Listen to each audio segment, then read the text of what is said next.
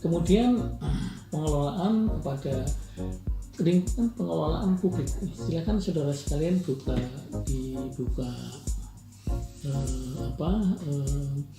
ini masing-masing, catatan masing-masing, bahan-bahan yang sudah saya serahkan kepada Anda semua. Itu ya sekarang kita cek, kita pada pertemuan ketiga adalah lingkungan pengelolaan publik. Nah, di sini menarik, apakah negara tadi telah dikatakan administrasi negara adalah pemerintah. Nah, apakah negara itu secara intensif melakukan pelayanan secara penuh, ataukah negara itu tidak secara intensif melakukan pelayanan publik, dan kemudian bahwa negara sama sekali tidak intensif. Nah, itu ada tiga pengelompokan pendapat pemikiran itu. Nah, pada umumnya awam mengatakan bahwa negara harus hadir memenuhi seluruh kebutuhan publik. Yes, itu negara. Artinya negara itu dominan. Itu ada teori yang mengatakan seperti itu. Tetapi ada juga yang berpendapat bahwa negara cukup hanya mengarahkan saja, negara cukup hanya mengatur saja, meregulasi saja. Negara itu hanya sekedar mengendalikan saja, kan itu. Nah, untuk mengurusi sektor publik itu. Nah, yang lain siapa? Yang lain swasta yang mengerjakannya. Nah, oleh itu dikatakan bahwa peran negara seperti itu hanya sekedar watchdog, katanya. Hanya sekedar penjaga anjing ya, watchdog, menjaga itu aja. Kalau ada kira-kira keributan baru diatur, baru menentukan. Apakah seperti itu? Nah, ini hal yang pendapat itu. Nah, itu yang akan berkembang. Ya. Apakah justru saat ini seperti itu? Yang ketiga adalah negara diam saja, seluruhnya sektor swasta. Nah, apakah cara memanage negara seperti itu? Ini yang menarik di situ. Jadi ada tiga titik cara pengelolaan publik. Nah, itu. Ini kira-kira itu yang bisa kita ini karena kemudian, nah itu tiga pemikiran itu yang berkembang. Nah, menurut pemikiran saudara, kira-kira ketiga pemikiran itu kira-kira untuk keadaan negara ini bagaimana? Apakah negara ini full mengurusi listrik, mengurusin air, mengurusi pertahanan, kesehatan, pendidikan? Nah, ini pertanyaan yang menarik. Cobalah kita lacak, apakah benar? Ternyata tidak. Nah, faktanya enggak. Faktanya, buktinya air bersih diserahkan kepada swasta.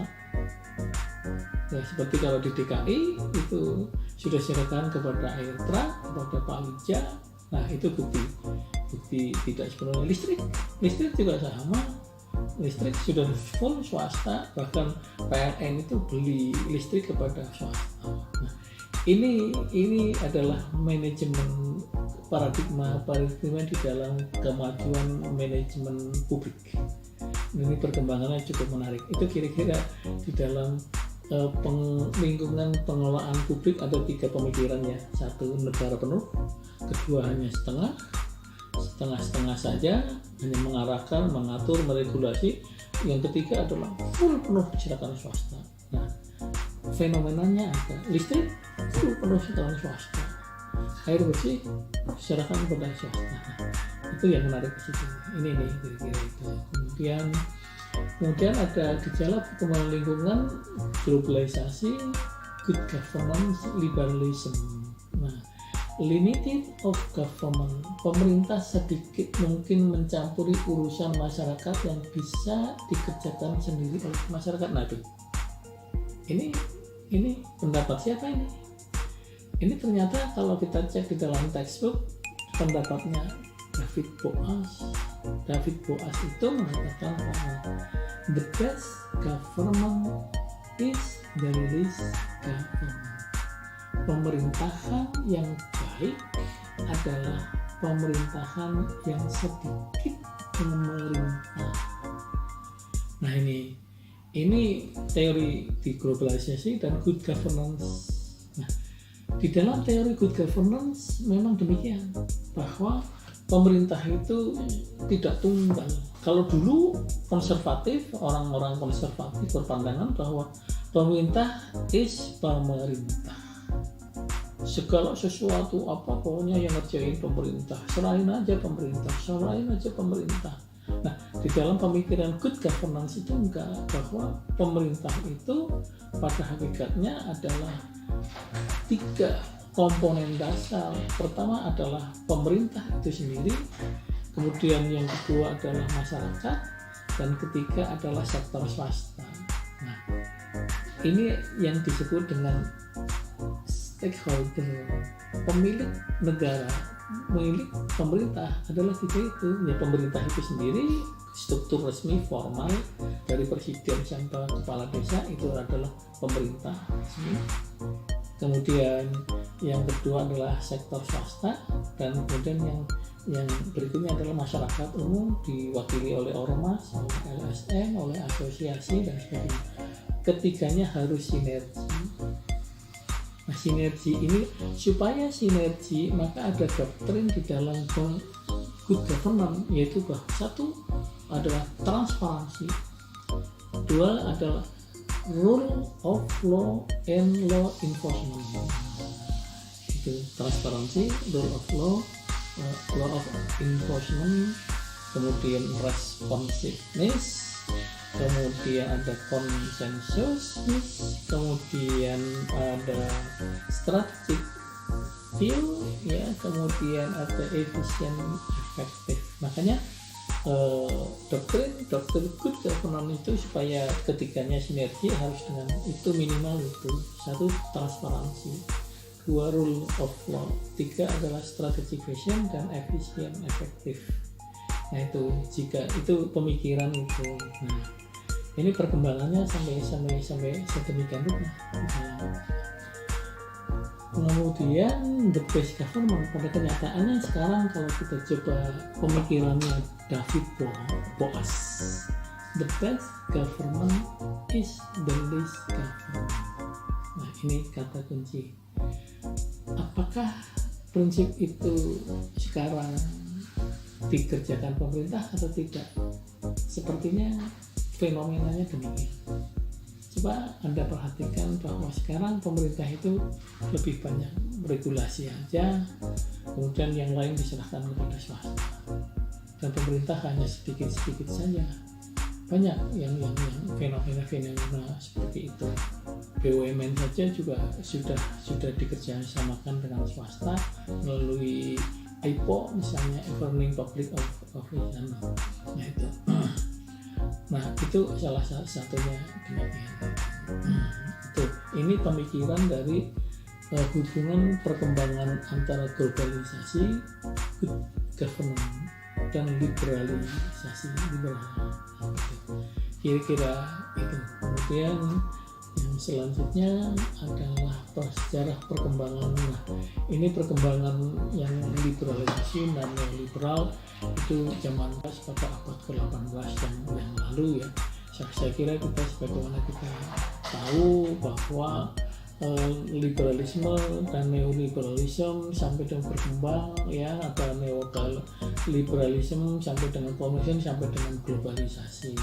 Itu perkembangan teori apa itu klasik, ya, teori klasik zaman dulu itu pertama kali di dalam perkembangan ekonomi itu dipelopori oleh Adam Smith. Nah, Adam Smith itulah yang mengatakan untuk melakukan yang sedikit-sedikitnya untuk mendapatkan yang sebanyak-banyaknya. Nah, disinilah mulai kapitalisasi, liberalisasi sampai dengan perkembangan kepada neokolonialisme, dan sekarang juga tetap pakai. Nah, kemudian perkembangan saat ini justru menarik, ya. Apakah negara itu kuat ataukah negara itu yang lemah? Bukan dalam arti lemah, tetapi diserahkan kepada semua sektor swasta, negara itu hanya sekedar mengatur dan sebagainya. Perkembangannya saat itu adalah demikian. Nah itu nanti bagaimana, apakah dengan manajemen publik dengan paradigma seperti itu adalah lebih baik seperti itu atau tidak, itu mari kita ikuti pendalaman di dalam manajemen publik. Kemudian ini ada Adam Smith, ya klasik saja ya, itu kita zaman dulu. Ada suatu pendapat itu bahwa kolonialisme menjadi kapitalisme, menjadi liberalisme, kemudian beralih kepada orientasi pasar. Ada yang menarik itu ketika ada pendapat Letter Turo atau saya agak lupa namanya, yang mengatakan bahwa kebenaran negara itu sekarang sudah dikalahkan dengan kebenaran otoritas pasar. Globalisasi dan liberalisasi sekarang adalah berorientasi pada pasar bebas. Nah sekarang coba statement yang saya katakan tadi bahwa otoritas negara itu sudah dikalahkan oleh kebenaran atas nama pasar. Misalnya Anda pernah mengalami atau mungkin masih ingat betapa logikanya di mana bahwa sebuah cabai yang kebutuhan rakyat Indonesia yang sangat menyukai cabai tiba-tiba harganya melejit sampai 100.000. Nah kan nggak logis. Dan menurut pemikiran negara, jangan dong itu urusan rakyat, masa cabai itu kesukaan rakyat, budaya bangsa Indonesia, kalau makan tanpa cabai itu nggak enak, itu nggak ada rasanya. Sampai 100.000, 80.000 nggak masuk akal. Artinya apa? Artinya bahwa rasionalitas negara, kebenaran negara mengatakan bahwa rakyat saya harus makan cabai dong. Tapi begitu harganya 1 kilo 80.000, 100.000 bisa makan cabai, situ persoalannya, bahwa kebenaran tidak lagi ada pada otoritas negara, tapi kebenaran sudah ada pada otoritas pasar. Itu perkembangan menarik di dalam bab liberalisme dan sebagainya, dan doktrin neoliberalisme dan sebagainya. Saya kira itu neoliberalisme, Adam Smith, kemudian komposisi public service di Amerika, ya ternyata memang sudah cukup bagus pelayanan publik di Amerika. Nah, kemudian kalau kita bicara tentang pelayanan publik di Indonesia bagaimana? Ini juga sedang diupayakan. Negara, pemerintah itu sedang memicu dan memacu bagaimana setiap lembaga pemerintah harus melakukan peningkatan pelayanan prima. Pelayanan prima itu adalah cepat, murah, dan terjangkau. Faster, better, cheaper. Nah, kira-kira semboyan ke depan itu, saya kira memang pemerintah itulah tata letak di manajemen publik itu ada di sini, bagaimana pelayanan publik yang cepat, efisien, efektif, faster, better, cheaper, dan comfort, nyaman. Nah itu kira-kira yang di ini. Kalau di Amerika Serikat, di negara-negara maju, tingkat pelayanan publiknya sudah sangat memuaskan. Kalau di kita ya yang beberapa belakangan ini sudah cukup mulai bagus pelayanan publik dan seterusnya. Kira-kira itu nanti ilmu mengenai liberalisasi pasar ya kita teruskan. Nah, kira-kira itulah yang dapat saya sampaikan. Nah, nanti pertemuan yang keempat itu mengenai masa batasan manajemen publik. Jadi sampai sejauh mana sih bahwa urusan publik itu harus diurus oleh pemerintah atau oleh swasta? atau si swasta ngurus apa dan pemerintah ngurus apa, perkembangannya itu sudah semakin bagus. Nah, apalagi nanti kita akan mengenal teori-teori David Osborne tentang reinventing government. Di satu pihak juga ada pelayanan publik, Bernhard, NPH dan sebagainya. Nah, itu kira-kira nanti kita perkuliahan yang akan datang kita akan mengenal teori tersebut yang disebut dengan New Public Management dan New Public Services. Saya kira perkuliahan ketika saya cukupkan demikian saudara sekalian. Nanti saya akan menyampaikan bahan-bahan yang lebih banyak ya, mungkin tidak hanya yang ada di dalam slide-slide yang di paparan tadi, tapi nanti akan saya kirim kepada koordinator kelas Anda, itu nanti akan lebih banyak materi-materi tentang manajemen marketing. Saya kira demikian saudara-saudara sekalian di dalam mengikuti perkuliahan program pasca sarjana dengan mata kuliah teori manajemen publik dari saya Bambang Istianto. Mohon mudah-mudahan perkuliahan ini Anda bisa menyimak dengan baik dan dapat mencatat dengan baik, dan mudah-mudahan kita berjumpa yang akan datang. Wassalamualaikum warahmatullahi wabarakatuh.